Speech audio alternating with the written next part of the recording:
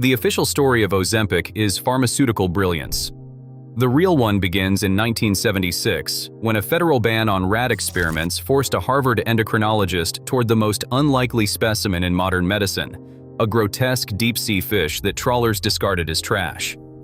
That accident sparked what became a $100 billion drug. And the chemist whose work actually made it possible?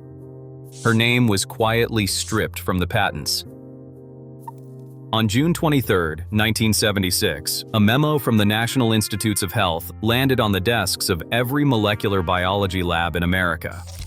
The message was blunt: no more recombinant DNA experiments in warm-blooded animals, at least not without a mountain of paperwork and a committee's blessing. Harvard's hormone labs, which had spent years perfecting rat-based gene studies, suddenly found themselves on the wrong side of the new rules. The National Institutes of Health did not mince words. Any attempt to splice foreign DNA into a mammalian genome was forbidden until further notice. The official justification was public safety, but the real effect was chaos. Grant proposals bounced back with red ink. Lab protocols were shredded and rewritten overnight.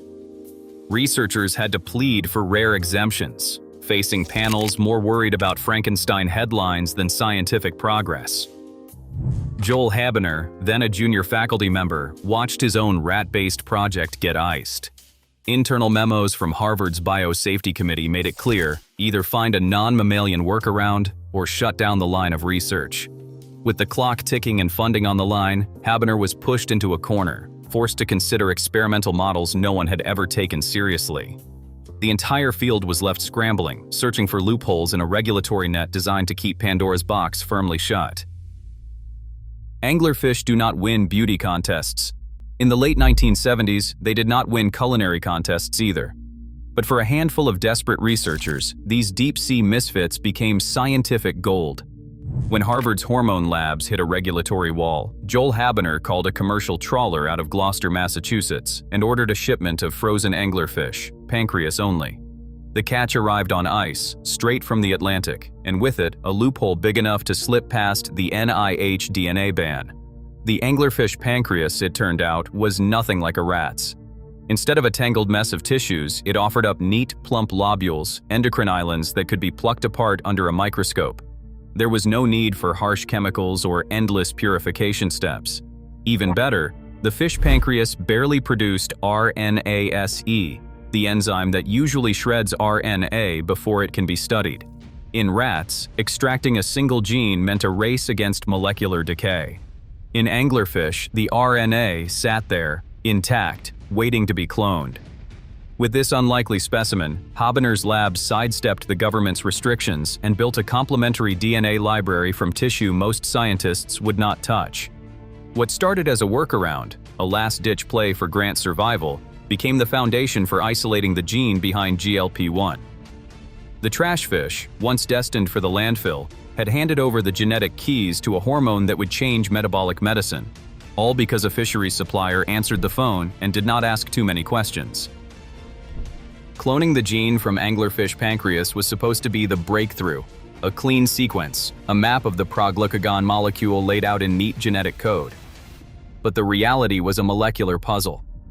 Proglucagon did not yield a single obvious hormone.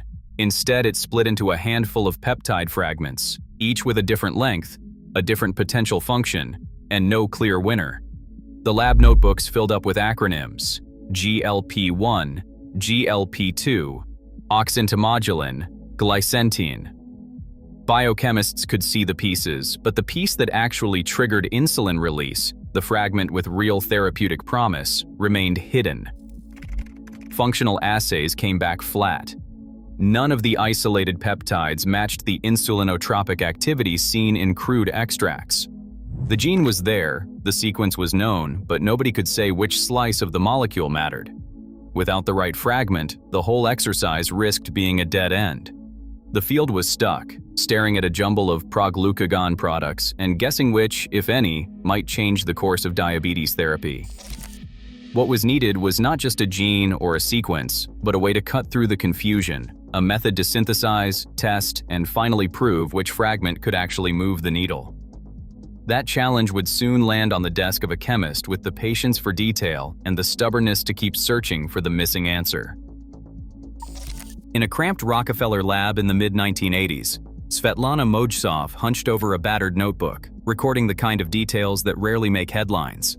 HPLC chromatograms, hand-drawn peptide traces, insulin assay numbers written with a shaky pen. She was chasing a ghost, trying to pin down which fragment of the proglucagon molecule could actually spark insulin release. The gene sequence alone was a dead language, and Mojsov wanted to speak it fluently, one amino acid at a time. Using solid phase methods learned under Bruce Merrifield, she built the GLP-1 7-36 amide fragment from scratch, 29 residues long, capped at the C terminus. Her synthesis logs, dated March 1986, show a single, sharp peak on the HPLC. That was proof of purity. The next page is a scatter of insulin assay results, rat islets bathed in nanomolar concentrations of the synthetic peptide, each one kicking out insulin at rates several times above baseline. The numbers were clear. Even at 10 nanomolar, GLP-1 7-36 was a potent secretagogue, matching or beating the activity of any crude extract. Mojsov's benchwork did not just solve the puzzle of which fragment mattered, it handed the field a functional molecule, ready for patents and, eventually, for profit. Every step, every result, was logged in her own hand. That was evidence of who actually made the leap from gene to therapy. Patent filings can turn a scientific breakthrough into a high-stakes contest, and the GLP-1 story was no exception. In the early 1990s, as Rockefeller University's Technology Transfer Office began drafting invention disclosures for the GLP-1 peptide, a quiet battle over credit was already brewing. Lab notebooks from 1986 and 1987, filled with Svetlana Mojsov's handwritten synthesis protocols and insulin assay results, sat in campus archives, proof that the active GLP-1 fragment had been built and tested by her hands. Yet when the first United States patent applications were filed at the United States Patent and Trademark Office between 1990 and 1992, Mojsov's name was conspicuously absent. Internal emails and meeting minutes from the Technology Transfer Office reveal a paper trail of confusion and omission.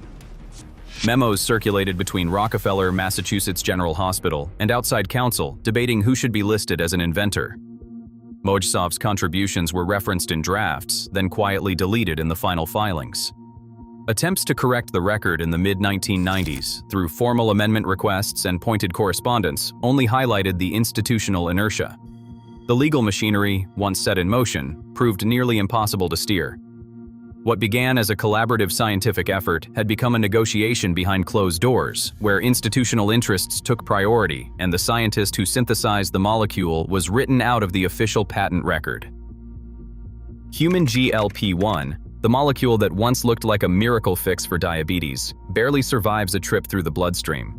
The problem is an enzyme called DPP-4, a relentless molecular shredder that slices native GLP-1 apart within minutes, sometimes less than 2.